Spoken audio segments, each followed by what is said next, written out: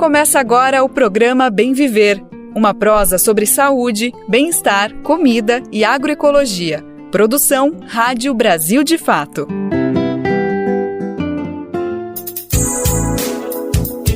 Olá, hoje é quarta-feira, 6 de dezembro de 2023. Vamos chegando com mais uma edição do Bem Viver, cheia de informações e conhecimentos para um mundo melhor.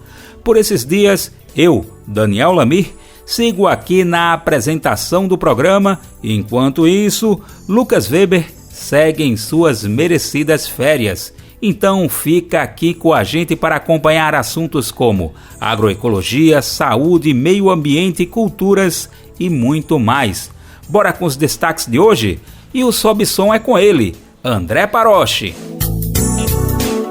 Movimentos sociais presentes na cúpula social do Mercosul defendem novas bases para o acordo do bloco com a União Europeia.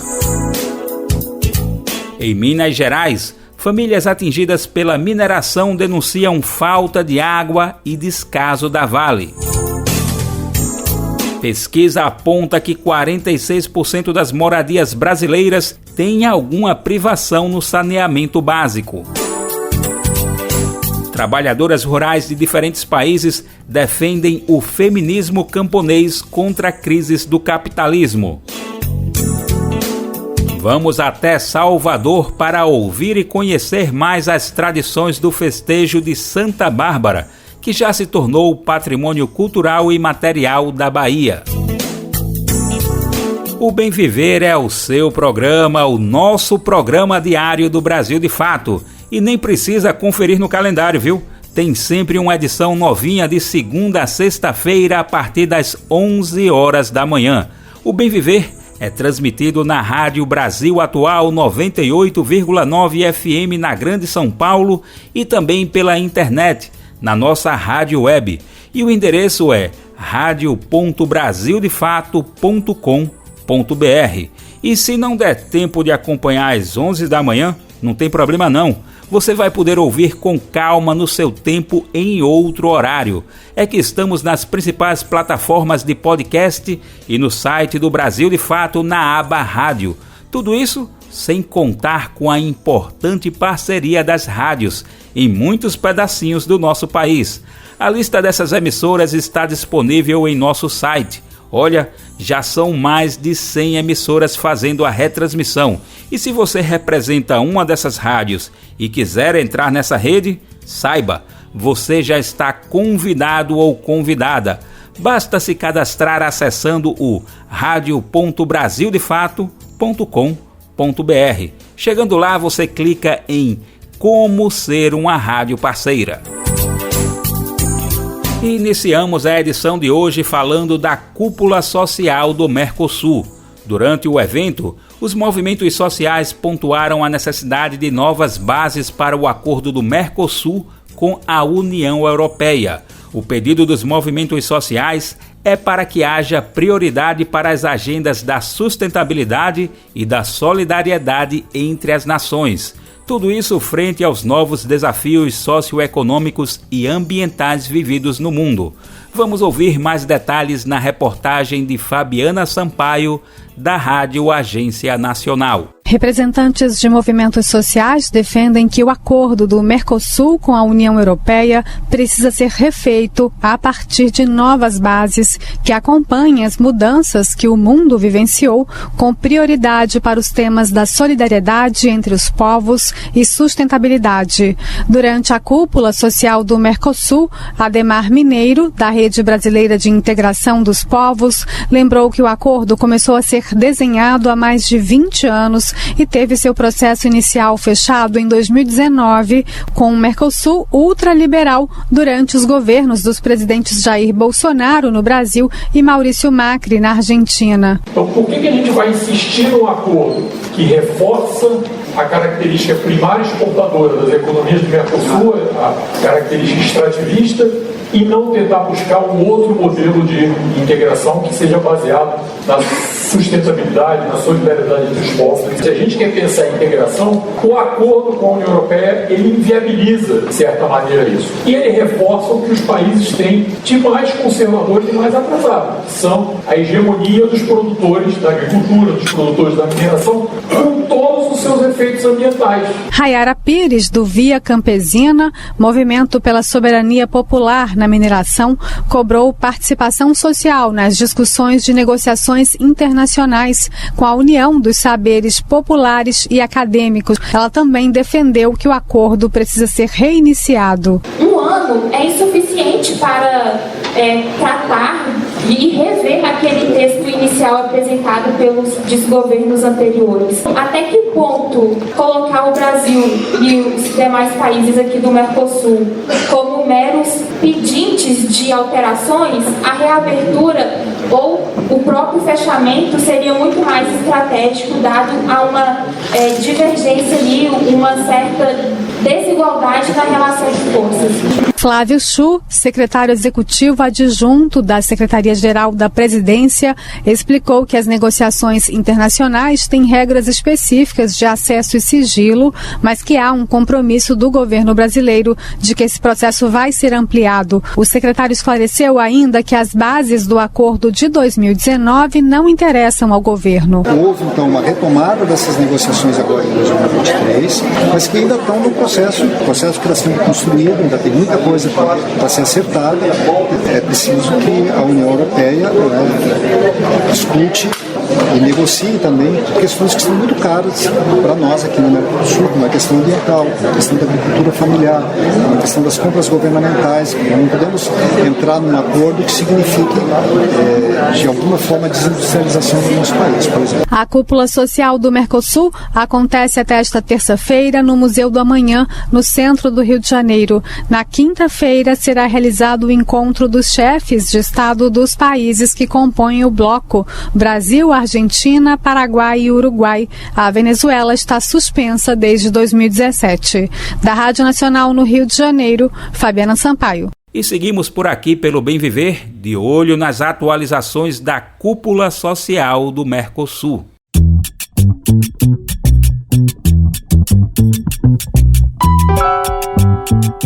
Oi pessoal, eu sou Rosana Fernandes, da Coordenação Política Pedagógica da Escola Nacional Florestan Fernandes, e hoje eu tenho um convite especial para você. A Escola Nacional Florestan Fernandes precisa do seu apoio para continuar promovendo a formação política da classe trabalhadora.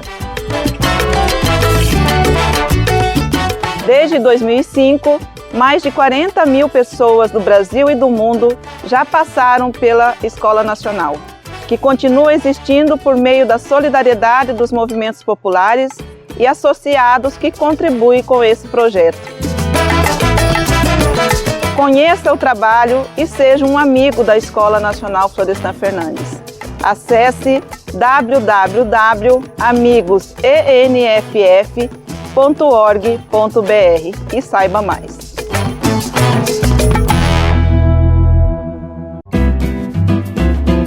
Programa Bem Viver, sua edição diária sobre saúde, bem-estar, comida e agroecologia.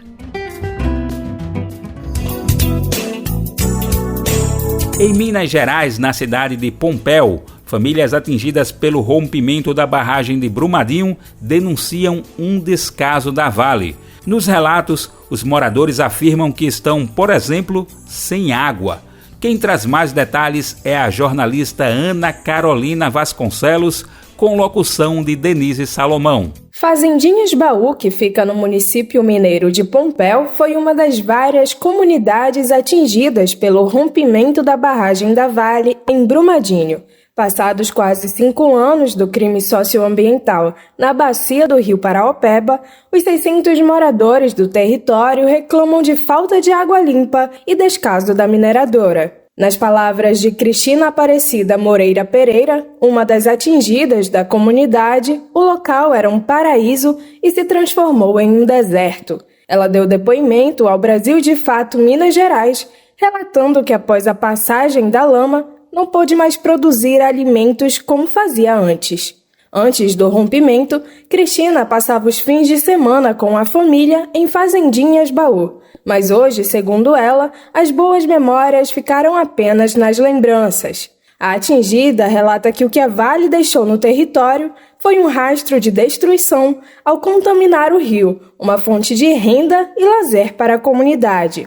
Ela relata que entre as consequências estão a perda de atividade de pesca na região e dificuldade para ter acesso à água potável. Cristina afirma que restou apenas comprar alguns alimentos em supermercados, desconfiada da procedência. As casas no local são abastecidas por meio de um sistema de captação de poços artesianos e bombeamento administrado por uma empresa local. Desde o rompimento da barragem, os moradores desconfiam da qualidade da água que recebem. José Maria de Paula foi morar em Fazendinhas Baú em busca de qualidade de vida. Com 65 anos de idade, ele que já foi mecânico industrial e atualmente é pedreiro, conta que o sonho da tranquilidade está cada vez mais distante. Nas palavras dele, a Vale acabou com tudo. O atingido afirma que precisa mendigar pedindo água aos amigos. Recentemente, José relata que recebeu a visita de um trabalhador da mineradora e foi informado que a água era segura para consumo, mas continuou desconfiado. O Instituto Guaicui, assessoria técnica independente que atua na região, lançou no mês passado um documentário sobre a realidade enfrentada pelas famílias da comunidade Fazendinhas Baú. No filme de 17 minutos, moradores contam sobre os impactos causados pelo rompimento da barragem da Vale e como a contaminação do rio modificou seus modos de vida. O link do filme pode ser conferido na versão online desta matéria no site brasildefato.com.br. A reportagem entrou em contato com a Vale para comentar as denúncias, mas a empresa não respondeu até o fechamento da matéria. O espaço segue aberto para manifestações e possíveis atualizações serão feitas em brasildefato.com.br. De Belém, da Rádio Brasil de Fato, com reportagem de Ana Carolina Vasconcelos. Locução, Denise Salomão. Infelizmente, muitas famílias nessa e em outras regiões ainda vivem essa realidade difícil após o rompimento da barragem de Brumadinho. Como ouvimos na reportagem, a Vale foi procurada para responder sobre os fatos, mas até o momento não obtivemos resposta. Um estudo revela que o Brasil ainda tem desafios quando se fala em tratamento de esgoto e superação da privação de saneamento básico. Os dados são de pesquisa realizada pelo Instituto Trata Brasil. Vamos conferir agora uma reportagem com mais informações e a contextualização desses dados. A locução é de Rodrigo Gomes. No Brasil, 22 milhões de moradias não possuem coleta de esgoto e 1 milhão não possui banheiro. Esses dados estão no levantamento divulgado pelo Instituto Trata Brasil, com o título A Vida Sem Saneamento, para quem falta e onde mora essa população. Segundo André Machado, coordenador de Relações Institucionais do Trata Brasil, 46% das moradias sofrem com algum tipo de privação relacionada ao saneamento. O percentual representa quase 34 milhões de moradias. A gente pode dizer que a população que convive com algum tipo de privação, ela mora nas regiões norte e nordeste. Essas pessoas, elas em grande parte são pessoas jovens, tá? Com até 20 anos. Então são famílias com muitas crianças e os pais são pessoas de baixa idade. Essa família ela tem um pouco a cara mestiça do Brasil, né? Então ela se autodeclara preta ou parda. São pessoas simples, sem muita instrução formal, né? Então às vezes nem acabaram de cumprir o ensino fundamental. É uma população então pobre, ela ganha menos de R$ 2.400 por mês, às vezes até bem menos que isso, né?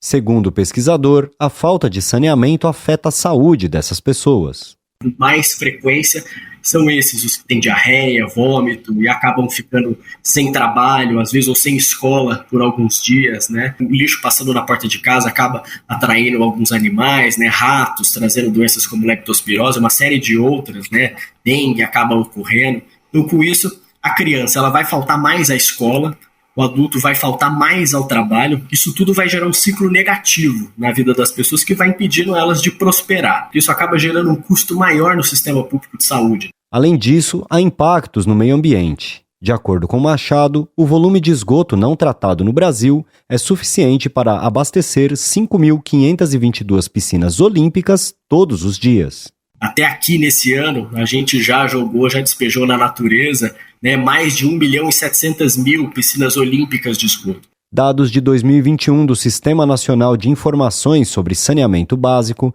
apontam mais de 17 bilhões de reais investidos no saneamento básico no país. Mas, segundo Machado, o valor é insuficiente. E a gente já sabe que para universalizar o serviço, a gente deveria estar investindo 44,8 bilhões. Então teria que muito mais do que dobrar esse volume para a gente chegar nessa rota de universalização. A entrevista completa com André Machado está disponível na edição desta segunda-feira, dia 4, do programa Central do Brasil, no canal do Brasil de Fato no YouTube. De São Paulo, da Rádio Brasil de Fato, com informações da redação, locução Rodrigo Gomes. Movimentos da Via Campesina realizaram uma conferência de mulheres. As trabalhadoras rurais de diferentes nacionalidades defendem o feminismo camponês contra as crises do capitalismo. Quem traz mais informações para a gente é o repórter Lucas Stanislau, com locução de Thalita Pires. Centenas de trabalhadoras rurais se reuniram em Bogotá, capital da Colômbia, para realizar a 6ª edição da Assembleia Internacional de Mulheres da Via Campesina. A plataforma foi criada em 1993 e reúne as principais organizações de luta no campo. As atividades foram realizadas no último sábado, dia 2. Nos últimos anos, as mulheres no campo sentiram o aumento da violência baseada em gênero. Isso em um contexto global marcado pelos efeitos da pandemia da Covid-19 e pelo aumento dos conflitos armados. Os movimentos apontaram as dificuldades a esse grupo social causadas por 3 tipos de violência: contra os corpos, política e patrimonial. De acordo com elas, essas violências impedem o acesso de mulheres a recursos naturais. Segundo dados da ONU, cerca de 7 em cada 10 mulheres passaram por casos de violência doméstica durante a pandemia de Covid-19. Ouvida pelo Brasil de Fato, a professora canadense Nettie Wiebe diz que a mulher camponesa sofre de maneira mais acentuada com esse e outros tipos de agressões. Nas palavras dela, a forma como a terra tradicionalmente foi possuída é muito patriarcal. Então, de acordo com o IBE, as mulheres que participam da maioria da produção nas áreas rurais enfrentam a violência da falta de recursos. A professora destacou que, enquanto elas estão ocupadas em cultivar a terra e alimentar as famílias, também enfrentam muita violência de gênero. Francisca Rodrigues, presidenta da Associação Nacional de Mulheres Rurais e Indígenas do Chile, também denuncia o patriarcado. Ela aponta a questão como o mais grave elemento de opressão de trabalhadoras do campo e uma das principais estruturas a ser combatida. A ativista também afirma que durante a pandemia do novo coronavírus, abre aspas, sentíamos a violência com mais força. Havia muita violência doméstica, mas também violências nas formas de nos relacionarmos. Fecha aspas. As representantes das distintas organizações presentes também destacaram a necessidade de buscar unidade. Isso para que o chamado feminismo camponês seja discutido e compreendido em outras áreas da sociedade. De São Paulo, da Rádio Brasil de Fato, com reportagem de Lucas Stanislau, locução Thalita Pires. E a gente acabou de ouvir a reportagem de Lucas Stanislau, diretamente de Bogotá, na Colômbia, sobre os desdobramentos da Assembleia Internacional de Mulheres da Via Campesina. O nosso repórter Lucas Stanislau segue na capital colombiana acompanhando toda a programação do encontro. Confira mais reportagens no site brasildefato.com.br. Qual foi a última vez que você ajudou a salvar uma vida? Nájila Lima, do Hemocentro do Ceará, tem um recado para você. As doações de sangue, elas devem acontecer todos os dias, não somente em datas comemorativas como Semana Santa, Natal. O paciente ele não escolhe o dia de adoecer, a gente não tem sangue em farmácia, nem em laboratório. A gente realmente precisa contar com a disponibilidade, a solidariedade das pessoas. Tome uma atitude e salve vidas. Doe sangue. Uma parceria Rádio Senado. Você está ouvindo o programa Bem Viver, uma prosa sobre saúde, bem-estar, comida e agroecologia.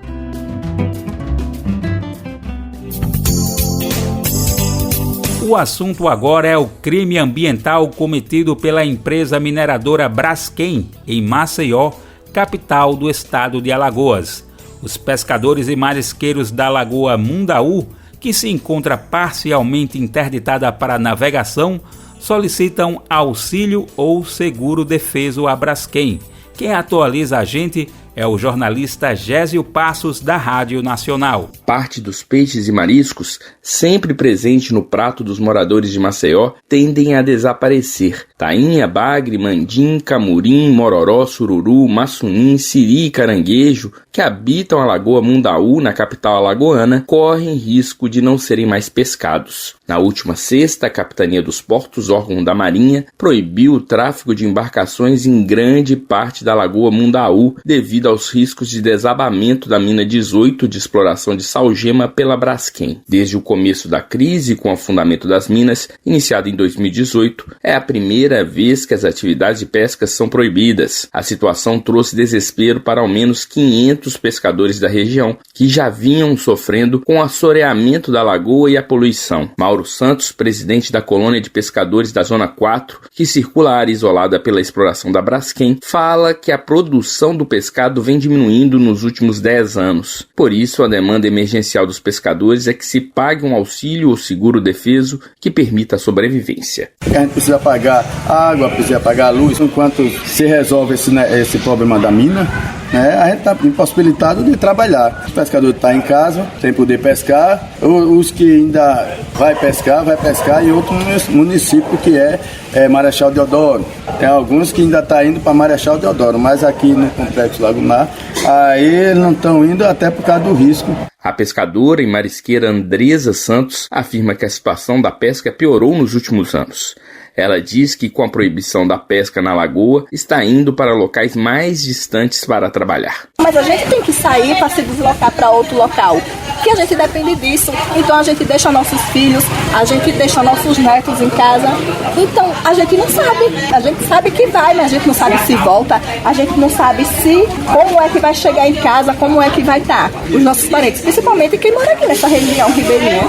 Andresa afirma que o colapso das minas da Braskem afeta não só pescadores, mas todos os moradores do entorno da lagoa. Mauro Santos diz que a maioria dos pescadores vive ao redor da Lagoa Mundaú e, por medo, pede a relocação dos flechais, comunidade no bairro de Bebedouro. No final da semana, a Prefeitura de Maceió começou a entrega de cestas básicas que, para os pescadores, ainda é insuficiente. A Prefeitura se reuniu nesta segunda com o Ministério da Pesca para solicitar o seguro-defeso para os pescadores atingidos pela ação da Braskem. Em nota, a Braskem informou que está em construção um centro de apoio aos pescadores e pier, tendo sido seus projetos discutidos com representantes da colônia de pescadores E4 e a Federação dos Pescadores. A empresa também reconhece a condição de isolamento social dos moradores das comunidades dos flechais. A Braskem ainda afirma que o diagnóstico ambiental independente e demais estudos realizados demonstram que não há impacto na qualidade da água ou restrição da atividade pesqueira decorrente das atividades da empresa. Nesta segunda-feira, o Ministério Público Federal e de Alagoas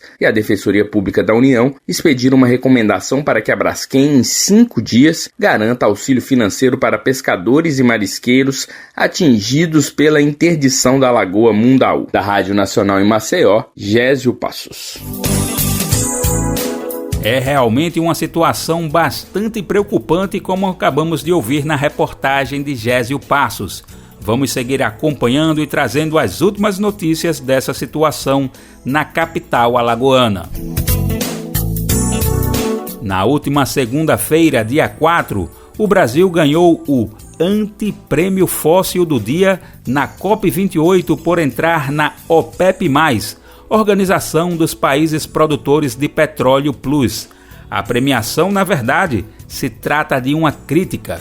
Quem explica pra gente é a repórter Daniela Longuinho, da Rádio Agência Nacional. A rede de organizações não governamentais ambientalistas Climate Action Network concedeu ao Brasil nesta segunda-feira o Antiprêmio Fóssil do Dia durante a COP28, a Conferência das Nações Unidas para Mudanças Climáticas, que ocorre em Dubai, nos Emirados Árabes. O prêmio é uma crítica à decisão do Brasil de participar da Organização dos Países Produtores de Petróleo Plus. Criada em 1960, a OPEP tem 13 membros, entre eles Arábia Saudita, Venezuela e Angola. Já a OPEP Plus reúne outros 10 países aliados dos membros permanentes, entre eles Rússia, México, Malásia e Sudão. Segundo a organização, que reúne 1.900 entidades de 130 países, o Brasil parece ter confundido a produção de petróleo com a liderança climática, o que pode minar os esforços dos negociadores brasileiros em Dubai, que estão tentando romper velhos impasses e agir com senso de urgência. Nesse domingo, o presidente Luiz Inácio Lula da Silva justificou a entrada do Brasil como observador do grupo dos países produtores de petróleo como uma forma de influenciar a transição energética. É verdade que nós precisamos diminuir o combustível fóssil, mas é verdade que nós precisamos criar alternativa. E a nossa participação na OPEP Plus é para a gente discutir com a OPEP a necessidade dos países que têm petróleo e que são ricos começar a investir um pouco do seu dinheiro para ajudar os países pobres do continente africano, da América Latina, da Ásia. Ele pode financiar o etanol, pode financiar o biodiesel, pode financiar a eólica, pode financiar solar, pode financiar, hidrogênio verde. O prêmio fóssil do dia é entregue durante a COP28 para países que, na avaliação da Climate Action Network, adotaram alguma medida contrária ao meio ambiente. A África do Sul também ganhou o prêmio nesta segunda-feira por decidir expandir operações de mineração de carvão. No domingo, os Estados Unidos receberam o antiprêmio por terem doado apenas 17,5 milhões de dólares para o Fundo de Perdas e Danos das Mudanças Climáticas, mesmo sendo um dos maiores emissores de gases do efeito estufa. Com informações da Agência Brasil, da Rádio Nacional em Brasília, Daniela Longuinho. Em celebração aos 40 anos de trajetória, o MST, Movimento dos Trabalhadores Rurais Sem Terra, está lançando um jogo de tabuleiro lúdico para crianças. O jogo tem o objetivo de fazer com que os jogadores alcancem a reforma agrária popular. Isso sem deixar ninguém para trás e com o maior número de sementes possíveis para semear o futuro. Com o auxílio de um dado, as rodadas vão seguindo os rumos do tabuleiro e as ilustrações coloridas do jogo ajudam os pequenos e pequenas a compreender a história do MST. O movimento teve início com a União de Camponeses Sem Terra na década de 80, no Rio Grande do Sul. O jogo será lançado no próximo dia 15 de dezembro e já está disponível para pré-venda no site da Expressão Popular. Quer saber qual é? O endereço é expressãopopular.com.br. Repetindo, expressãopopular.com.br.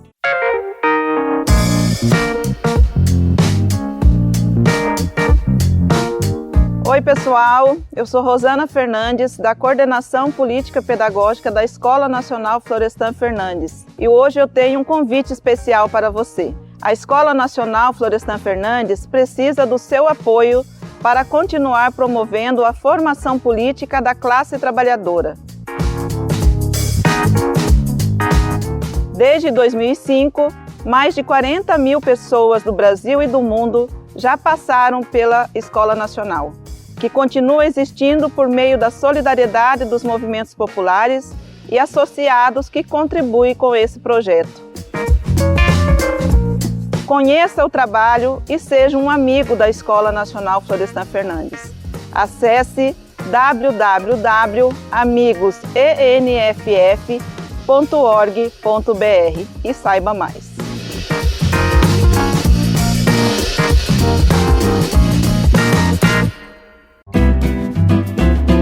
Programa Bem Viver, sua edição diária sobre saúde, bem-estar, comida e agroecologia. Agora o assunto é uma tradicional festa de Salvador, capital baiana. Estamos falando da festa que celebra a Santa Bárbara e que já se tornou patrimônio cultural e material desse lindo estado nordestino.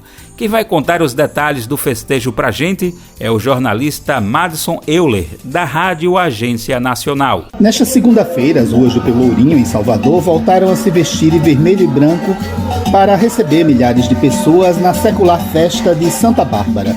A celebração ecumênica, coordenada pela Irmandade do Rosário dos Homens Pretos, celebra a Santa Católica, padroeira dos bombeiros e dos mercados, e reverencia a orixá Iansã. As cores vermelho e branco estão associadas a essas duas figuras sagradas para as tradições católica e de matriz africana. A programação começou cedo, por volta das 6 da manhã, com a alvorada e repique dos sinos na igreja de Nossa Senhora do Rosário dos Pretos, seguida da missa campal e procissão com 7 andores de santos católicos pelas ruas do Centro Histórico de Salvador. No fim da manhã, teve início o cortejo cultural com o afoxé Filhos de Corim e Fã.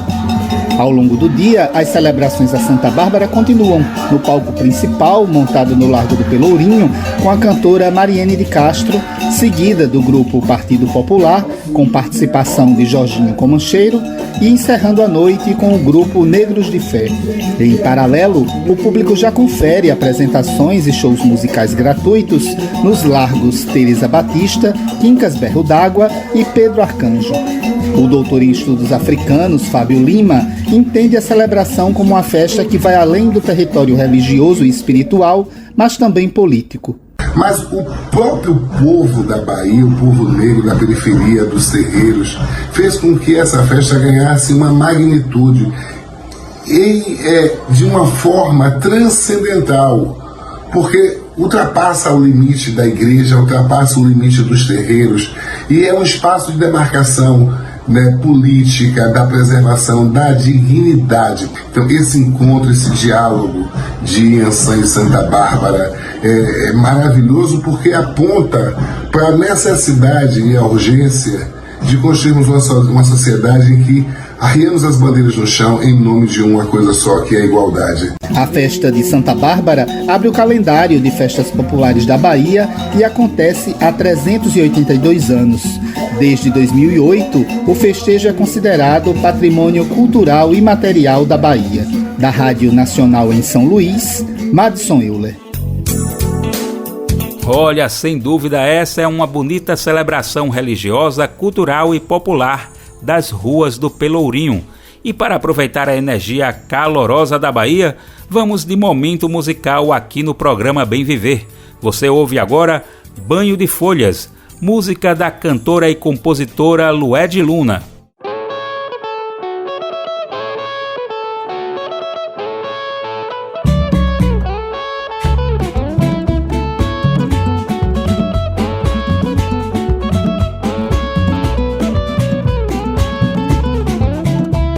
Foi em uma quarta-feira, saí pra te procurar.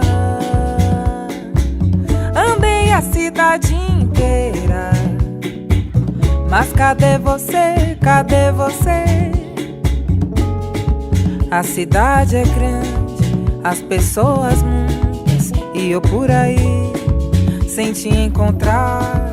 Vou pedir a Oxalá, Oxalá quem guia, Oxalá quem te mandou. Tanta volta pra nenhuma resposta, tanta volta pra nenhuma resposta, tanta volta pra nenhuma resposta, tanta volta pra nenhuma resposta, tanta volta pra nenhuma resposta, tanta volta pra nenhuma resposta, tanta volta pra nenhuma resposta. Nenhuma resposta, mais um punhado de folhas sagradas pra me curar, pra me afastar de todo mal. Oh, para raio, bete branca, aça peixe, abre caminho, patchouli. Para raio, bete branca, aça peixe, abre caminho, patchouli. Foi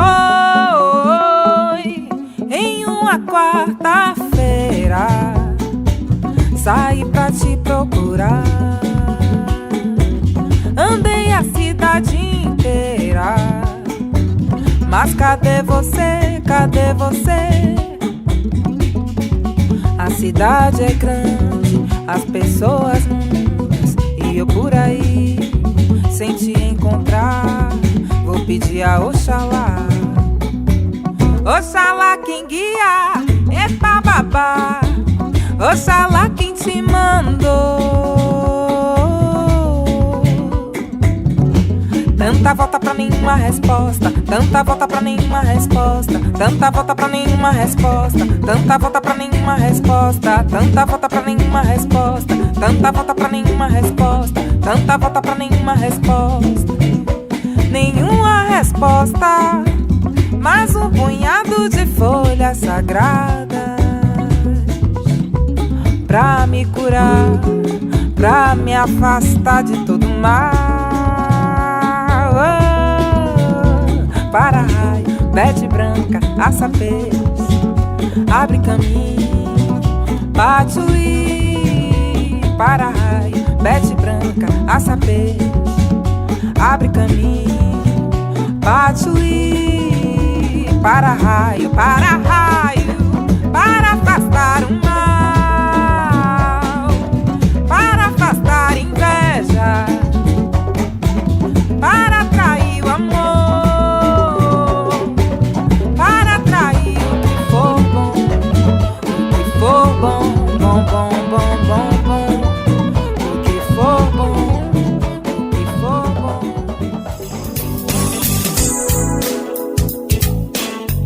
E seguindo com o programa Bem Viver de hoje, vamos falar novamente da COP28 que está acontecendo em Dubai, nos Emirados Árabes. Ativistas da rede Vozes Negras pelo Clima protestaram contra a Vale durante um painel.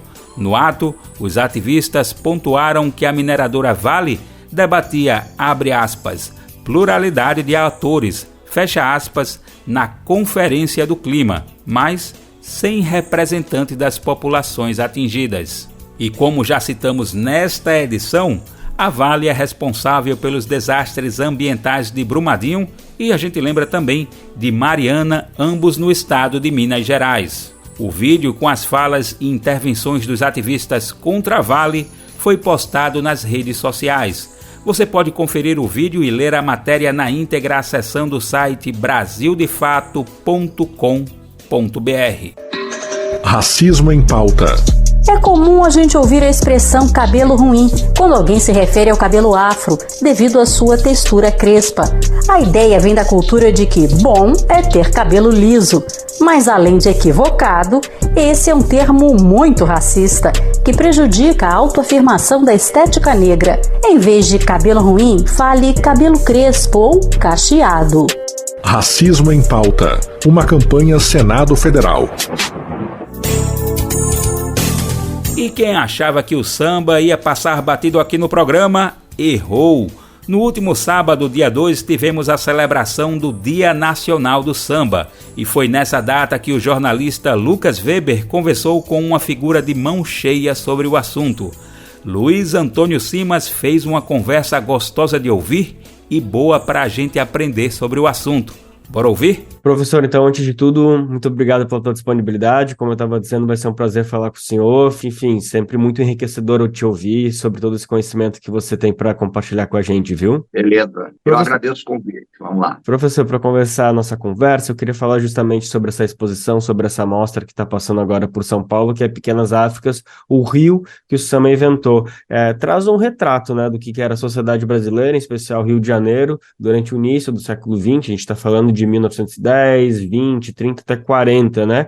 É uma mostra que mostra como o samba moldou a sociedade brasileira, aquele Brasil, aquele Rio de Janeiro, e ao mesmo tempo como o Estado brasileiro não reconheceu, teve muita dificuldade, fez de tudo para não reconhecer todo esse movimento que estava insurgente nesse período. Eu queria te ouvir, passados 100 anos, desde esse período, desse recorte que vocês fizeram, como que está a influência do samba na sociedade brasileira? Que pontos em comum e que comparações a gente precisa fazer? Na sua opinião, o samba segue inventando um Rio, talvez um Brasil? Bom, eu acho que o samba está vivo. Esse é o detalhe que é interessante mencionar. E quando eu digo o samba está vivo, isso não é uma obviedade, porque você tem uma infinidade de gêneros musicais que ficaram datados, né? Você vai pegar, por exemplo, o machixe. O machixe era um gênero musical muito popular no Rio de Janeiro no início do século XX. De certa maneira, o machixe é um gênero datado, né? A gente não pode dizer hoje que você tenha o machixe sendo um gênero consistente da música brasileira contemporânea. Não é. O samba continua. Eu acho que o samba continua primeiro porque ele tem uma capacidade impactante de se transformar enquanto permanece. O samba, ele vive nessa encruzilhada entre a permanência e a transformação, entre a raiz profunda e a copa mais alta da árvore, né? Costumo dizer que o samba, a cultura do samba, é como um arco e flecha, que você leva lá para trás, e quanto maior é o esforço que você faz para ir atrás, mais longe a tua flecha vai. O samba tem essa capacidade. Agora, eu acho, portanto, que ele fica vivo. E ele permanece porque ele tem capacidade de dialogar com o seu tempo. O samba, a rigor, ele é muito mais, e a nossa exposição tenta mostrar isso, do que um gênero musical ou uma coreografia, uma dança. O samba é um sistema de organização do mundo. Dentro do samba, você tem práticas que incluem a maneira como você festeja, a maneira como você lamenta, a maneira como você se veste, aquilo que você come, a forma como você bebe, a maneira como você ama, como você odeia, a maneira como você lida com a espiritualidade, a maneira como você projeta futuro. O samba tem tudo isso. O samba, a rigor, é um organizador da vida de comunidades no Brasil, né? E, sobretudo, o samba é oriundo de uma experiência histórica que, a priori, é uma tragédia, porque ele é oriundo dos séculos de escravização que nós temos, e ele é oriundo também de um racismo que se manifesta muito além do fim da escravidão, né? Como é que o samba conseguiu prevalecer, construir esses sentidos de mundo dentro de uma estrutura de Estado brasileiro excludente, concentradora de renda, estruturalmente racista? Eu acho que esse é o grande mistério do samba. E o samba continua colocando questões para o Brasil hoje, em 2023, que eram questões que ele colocava no início do século XX e que envolvem exatamente isso, né? Um país excludente, um passado escravocrata que continua muito vivo. Todas essas questões norteiam a história do samba. Então, acho que elas são pertinentes 100 e tantos anos depois, né, da temática que a exposição começa a abordar. Que lindo, professor. Obrigado por compartilhar uma explicação tão recheada de poesia, com metáforas que ajudam a entender tão bem, né, a profundidade que a gente precisa olhar essa manifestação cultural, esse gênero, enfim. Eu tive o prazer de conversar antes com a Inaê, né, que também é Inaê Lopes dos Santos, que também é uma das curadoras. E ela falou muito sobre como o samba, nesse período, foi uma ruptura, como ele foi um desafio, né? Como a sociedade brasileira, o Estado brasileiro estava olhando para a Semana de Arte Moderna em São Paulo, como o espírito de modernidade, enquanto o samba caminhava à margem aí, sendo colocado, enfim, não devido no seu devido lugar, tanto que teve a turnê dos 8 Batutas no mesmo período e não foi posto como isso sim algo moderno, e sim como algo arcaico. Então, um movimento de ruptura total. Eu trouxe essa primeira pergunta para te ouvir se você acredita que 100 anos depois, embora o samba segue vivo e se transformando, fazendo todo esse processo, essa transformação de resgate ao mesmo tempo, projeção ao mesmo tempo, mas se você enxerga, por exemplo, no funk como o local de desafio ao que o Estado brasileiro, que a sociedade brasileira quer entender como moderno, e aí chega um funk e faz essa ruptura como o samba fazia 100 anos atrás. É possível fazer esse tipo de comparação? A senhora acha pertinente ou é importante olhar cada manifestação no seu devido lugar e não é exatamente essa comparação? Eu acho que pode ser feita com extremíssimo cuidado.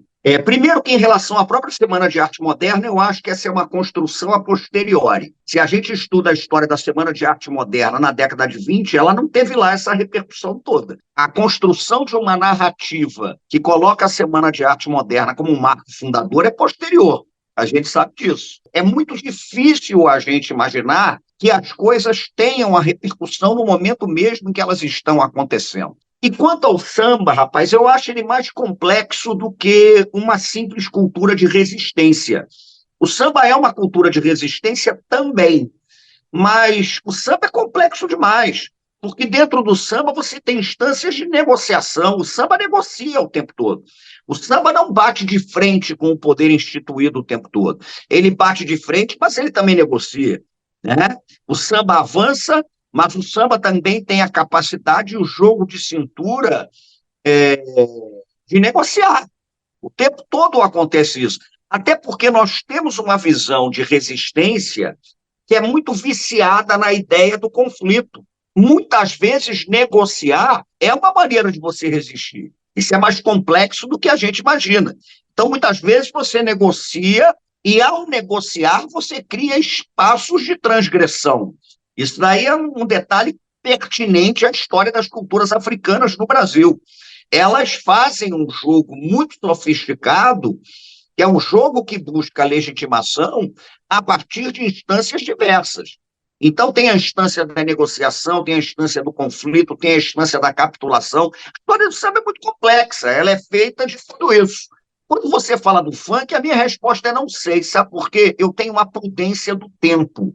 Eu não sei o que vai acontecer com o funk daqui a 100 anos, né? Óbvio que a gente pode fazer uma ligação evidente entre o funk e o samba, que é uma ligação, inclusive, política, e que envolve a maneira como as culturas não brancas elas são vistas ao longo da história do Brasil. Essas culturas não brancas, muitas vezes, são vistas como bárbaras ou com muito boa vontade como folclóricas ou pitorescas. Mas reconhecê-las em suas questões mais profundas é muito complexo. Então, eu vejo uma ponte entre o funk e o samba, que é uma ponte vinculada a uma tradição de longa duração de desqualificação simbólica, inclusive, das manifestações não brancas da cultura brasileira. Isso, para mim, é muito evidente. Agora, você tem complexidades que só o tempo vai dar essa resposta, né? Como é que isso vai acontecer? O samba acabou negociando com a indústria fonográfica, o funk negocia com a indústria fonográfica também, tem tudo isso. Agora, são circunstâncias históricas distintas. A gente está falando do samba na Primeira República, com a elaboração da Lei de Vadiagem de 1890, né? O funk é uma cultura contemporânea que começa a explodir com mais intensidade no pós-ditadura militar. Então, eu acho comparações pertinentes, mas eu tenho certo receio que essas comparações elas percam a dimensão de temporalidades que, ainda que preservem características comuns, apresentam também distinções. Então, a gente tem que ter um certo cuidado com isso.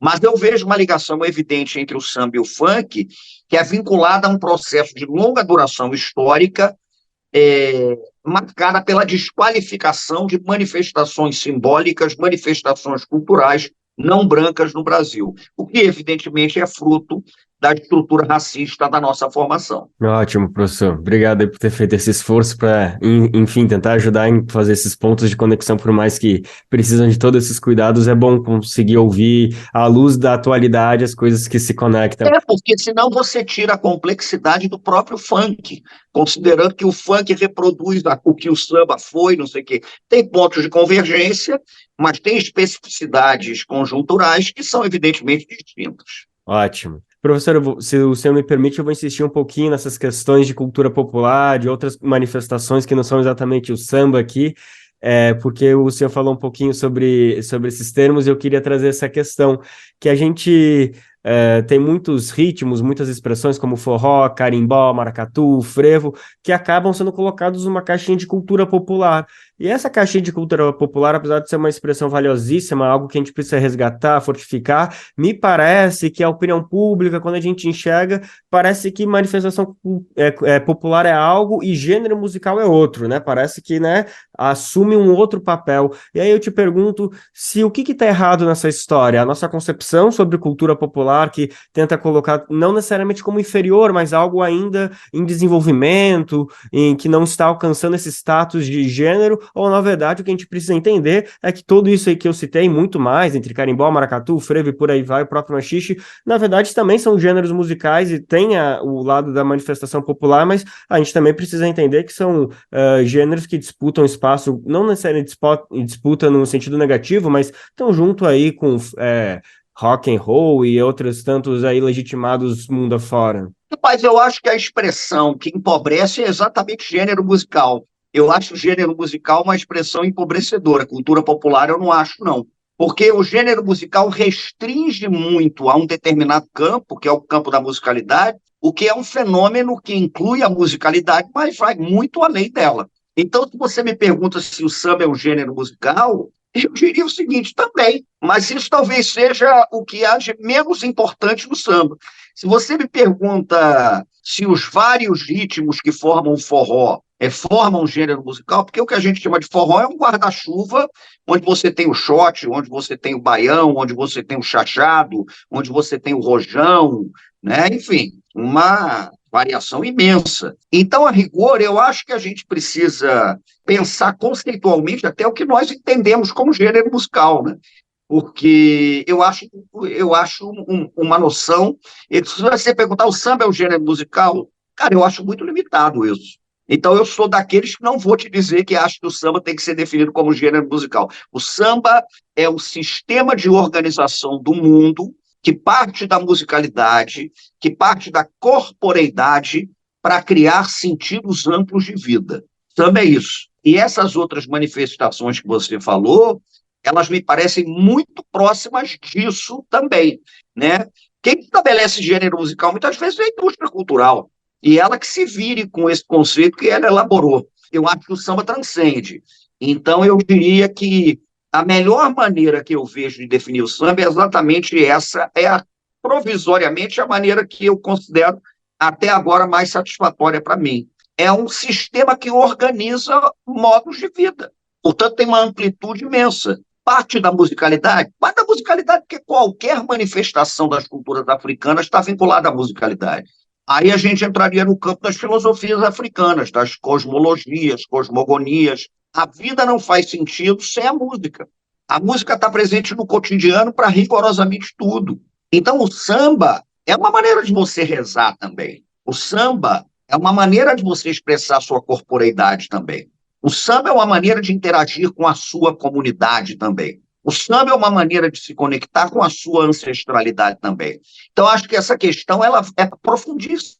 Ela vai muito além da cultura popular, ela vai muito além do gênero musical, e ela teria que ser discutida do ponto de vista mesmo das filosofias, das concepções cosmológicas e cosmogônicas do pensamento, mas a gente tem uma mania de achar que quem produz filosofia é só o Ocidente, né? Mas o samba está inserido num escopo mais amplo das grandes percepções de mundo montadas pelas civilizações africanas e redefinidas pela experiência da diáspora. Portanto, eu acho que a gente tem que raspar esse fundo do tacho indo além, né, desse debate que envolve gênero e cultura popular. É sistema de organização do mundo. Isso é do campo da cosmologia, isso é do campo da filosofia, isso é do campo que eu acho que é de uma profundidade que precisa ser investigada cada vez mais. O samba não é mole, não. O samba é complicado. Com certeza. Não restam dúvidas sobre isso. Não é exagero falar que samba é uma filosofia de vida, portanto, está mais do que explicado aqui. De morte também. E de morte também. Claro, é a maneira de você lidar com a morte. É mais uma maneira de você lidar com a morte do que com a vida. Aí tem outra encrenca, que está vinculada às concepções da morte no variado e complexo sistema das culturas africanas. É uma maneira de você lidar com isso. Luiz Antônio Simas, só posso agradecer, obrigado por essa disponibilidade, por esse conhecimento, por estar aberto para falar com a gente, sempre uma honra, um aprendizado poder te ouvir. Maravilha. Entender quais caminhos a gente precisa seguir trilhando, então obrigado mais uma vez e viva o samba. Eu te agradeço, valeu. Abraço. Show de bola. E a gente escuta agora Portela na Avenida, Clara Nunes e a velha guarda da Portela.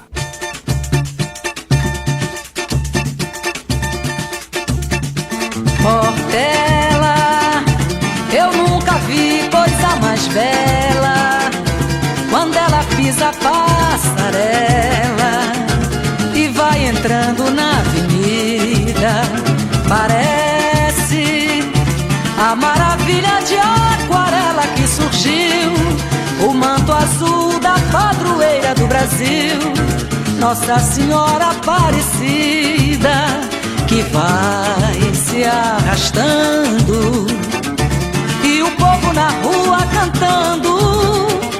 É feito uma reza, um ritual, é a procissão do samba abençoando a festa do divino carnaval. Portela é a deusa do samba, o passado revela, e tem a velha guarda como sentinela, e é por isso que eu ouço essa voz que me chama. Portela, sobre a tua bandeira esse divino manto, tua águia altaneira, Espírito Santo, no templo do samba. As pastoras e os pastores vêm chegando da cidade, da favela, para defender as tuas cores, como fiéis na Santa Missa da Capela. Salve o samba, salve a samba, salve ela, salve o manto azul e branco da Portela, desfilando triunfal sobre o altar do carnaval. Portela, eu nunca vi coisa mais bela, quando ela pisa a passarela e vai entrando na avenida, parece a maravilha de aquarela que surgiu, o manto azul da padroeira do Brasil, Nossa Senhora Aparecida, que vai se arrastando e o povo na rua cantando. É feito uma reza, um ritual, é a procissão do samba abençoando a festa do divino carnaval. Portela é a deusa do samba, o passado revela, e tem a velha guarda como sentinela, e é por isso que eu ouço essa voz que me chama. Portela, sobre a tua bandeira esse divino manto, tua águia altaneira, Espírito Santo, no templo do samba. As pastoras e os pastores vêm chegando da cidade, da favela, para defender as tuas cores, como fiéis na Santa Missa da Capela. Salve o samba, salve a samba, salve ela, salve o manto azul e branco da Portela, desfilando triunfal sobre o altar do carnaval. Salve o samba, salve a samba, salve ela, salve o manto azul e branco da Portela, desfilando triunfal sobre o altar do carnaval. E a gente acabou de ouvir Portela na Avenida, com Clara Nunes e a velha guarda da Portela, composição de Mauro Duarte e Paulo César Pinheiro. E com essa ficamos por aqui. O programa Bem Viver volta amanhã a partir das 11 horas para atualizar você das principais notícias sobre agroecologia, meio ambiente, cultura e saúde. Até logo! Você pode nos ouvir na Rádio Brasil Atual 98,9 FM na Grande São Paulo ou no site radio.brasildefato.com.br. O programa vai ao ar em diversas rádios pelo país. A lista completa de emissoras que retransmitem o Bem Viver você encontra no nosso site, na matéria de divulgação diária do programa. E aqui aproveitamos para agradecer esses veículos por estarem com a gente. O Bem Viver também fica disponível como podcast no Spotify, Deezer, iTunes e Google Podcasts. A apresentação e roteiro do programa de hoje foi comigo, Daniel Lamir. Edição e produção, Anderson Almeida, Denise Salomão e Daniel Lamir. Trabalhos técnicos de Adilson Oliveira, Lua Gattinone e André Paroche. Coordenação de Rádio e TV, Monize Ravena. Direção de programas de áudio, Camila Salmásio. Direção executiva, Nina Fidelis. Você ouviu o programa Bem Viver, uma prosa sobre saúde, bem-estar, comida e agroecologia. Produção Rádio Brasil de Fato.